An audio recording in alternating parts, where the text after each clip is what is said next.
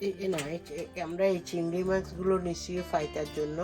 এই চিংড়ি মাছগুলো ফাইটাতে আমরা ইউজ করব চিকেন, এবং এটারে এখন আমরা একটু কুচি কুচি করে কেটে নিতে হবে, কারণ এটা তো গোটা দেওয়া যাবে না, এটা তো রুটির ভিতরে যাবে। তুমি আনো, এটা আমাকে দেখো,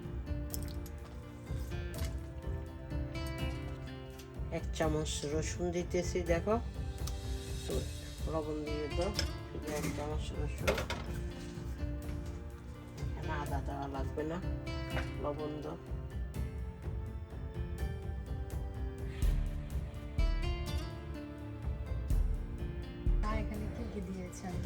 এইখানে যে লাল মরিচ দিচ্ছি, কয়েক টুকরা কি কয় না এটাকে, দারচিনি দিচ্ছি, বড় এলাচ দিচ্ছি, ছোট এলাচ দিচ্ছি, জয়ফল, জয়ত্রী, একটু শস্য, বাদাম, এগুলি দিয়ে আর পোস্তদানা দিয়ে আমি একটা করবো, একদম হালকা একটু গরম করে নেব।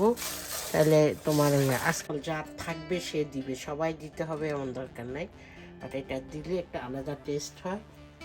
চিকেনের সাথে একটু দিয়ে দিতেছি।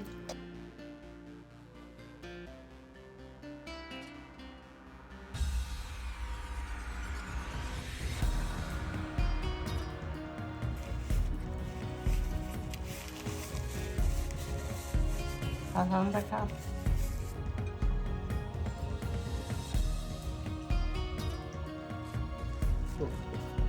একটা খেয়ে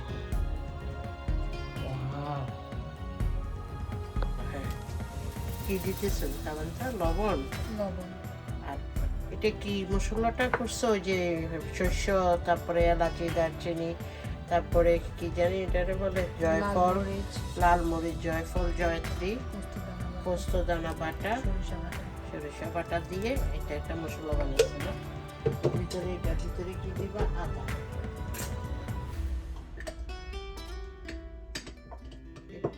1/2 চামচ আদা, আর রসুনটা একটু বেশি দিবা। দাও, এবার মাংসটা দিয়ে দাও।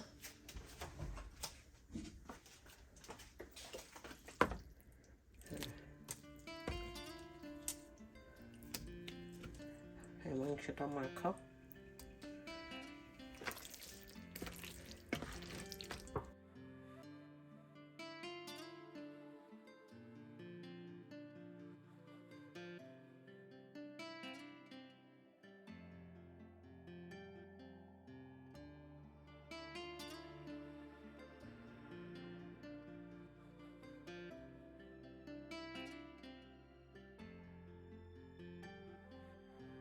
এই যে আমার এগুলো হয়ে গেছে, চিকেনটা হয়ে গেছে। তারপরে আমি এখন চিংড়ি মাছটা ভাজবো। আমি যেটা ধুয়ে নিই, পাইপেনটা ধুয়ে নিয়ে আমি চিংড়ি মাছটা ভাজবো।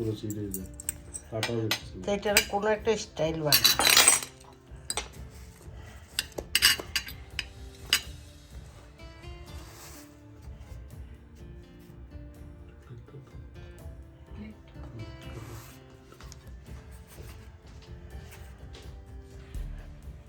বলে এত রেস্টুরেন্টে খাইছে এইটার